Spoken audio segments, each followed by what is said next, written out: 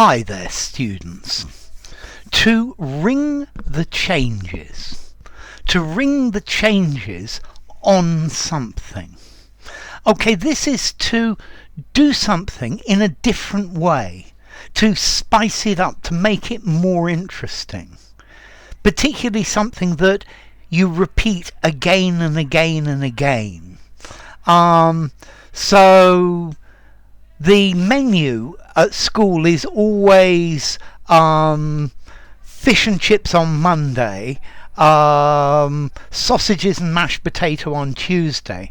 I wish they would ring the changes, so maybe they could serve fish pie with the mashed potatoes on Monday and sausage and chips on Tuesdays. That would be ringing the changes. Yeah, it's changing something that is routine and you do again and again, but you do it in a different way or in a different order in order to make it a bit more interesting. Maybe you work on a production line and there are 5 people and the first one does this job and the second one does that job and the third one does this job. Well, if you ring the changes, then every hour you all swap positions and it makes it more interesting. It's less boring, it's less repetitive. And this is the idea of to ring the changes, to run through the possible range of variations, to make it different, or maybe even to make it better. Yeah, so you keep varying the way an action is performed. So when I didn't agree with her reasoning, she started to ring the changes and explain the same thing in 20 different ways, one after the other.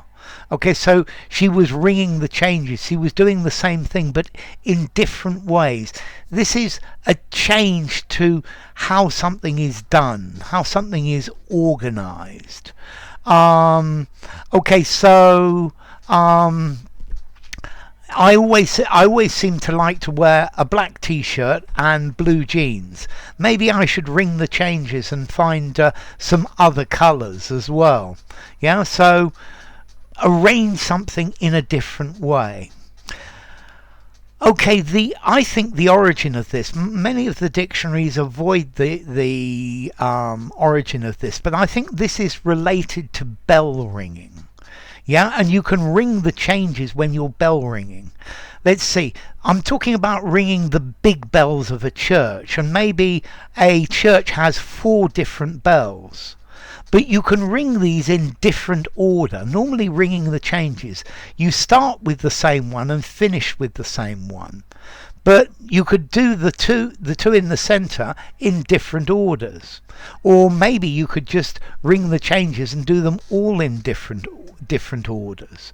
And this is ringing a number of different church bells, because each bell has a different tone, and like that you get a different tune, a different sound. Yeah, I think if you've got 6 bells, I think you've got maybe 720 combinations. So you're just changing the order in which you ring the bells. But this is much more interesting than always ringing them in the same order again and again and again. Let's see. As to formality, I think I'm going to give this a 4.5 in formality. Use it informally, use it in a semi-formal conversation, semi-formal writing. I think maybe in something very formal you might need to use something else. Okay, so to ring the changes, to change the way you do something. Yeah, so yeah, I recently in my live streams I've started to ring the changes and do some different exercises and different things rather than always repeating the same type of exercise again and again.